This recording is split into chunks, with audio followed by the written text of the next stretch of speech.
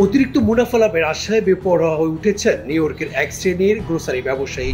ক্রেতার সুবিধা অসুবিধা তোয়াক্কা না করে নিত্য পণ্যের দামে তাদের কারসাজি করার অভিযোগ রয়েছে।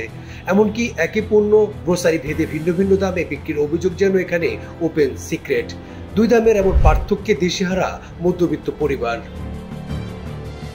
সরেজমিনে নিউ ইয়র্কের জ্যাকসন হাইটস, জামাইকা, ব্রোনক্স ও ওজন পার্কে বাংলাদেশি গ্রোসারি এলাকা ঘুরে দেখা যায় দোকান ভেদে বিভিন্ন নিত্য পণ্যের দামে হেরফের রয়েছে। যেমন যে পণ্য জ্যাকসন হাইটসে $1 প্রতি পাউন্ড, তা জামাইকায় যে কোনো গ্রোসারিতে বিক্রি হচ্ছে $2। আবার কোনো কোনো পণ্যের ক্ষেত্রে পার্থক্য $5 ছাড়িয়ে যায়। এছাড়া দূরত্ব ও যোগাযোগের স্বল্পতায়ও গ্রোসারি পণ্যের তারতম্য অনেক। আবার জ্যাকসন হাইটসের কোনো গ্রোসারিতে যে সাদা আলু বিক্রি হচ্ছে $1 প্রতি পাউন্ড, তার বিপরীতে পাশের রাস্তায় অন্য গ্রোসারিতে সেই আলু বিক্রি হচ্ছে $1.5 প্রতি পাউন্ড। আবার এক দোকানে যে লাউ 99 সেন্টস বিক্রি হয়, অন্য দোকানে তার দাম 29 থেকে 49 সেন্টস।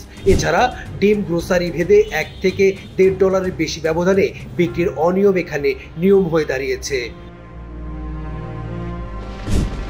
জানা যায় করোনার পর থেকে বেপরোয়া হয়ে উঠেছে নিউ ইয়র্কের অধিক মুনাফালোভী ব্যবসায়ীরা। শুধু সবজি নয়, দাম চড়েছে মাছ মাংসে। কোনো গ্রোসারি রুই মাছ বিক্রি করছেন $2, আবার কেউ ভাগিয়ে নিচ্ছেন $3। এছাড়া স্বস্তির খবর নেই গরুর মাংসের দামের পার্থক্যেও। তবে মধ্যবিত্ত ক্রেতাদের কথা চিন্তা করে ন্যায্য দামে সব পণ্য বিক্রি করার কথা জানায় প্রবাসের স্বনামধন্য গ্রোসারি মান্নান। প্রতিষ্ঠানটির পক্ষ থেকে জানানো হয়, ক্রেতার স্বার্থেই একই ছাদের নিচে সব পণ্য বাজার মূল্যে বিক্রি করছেন তারা।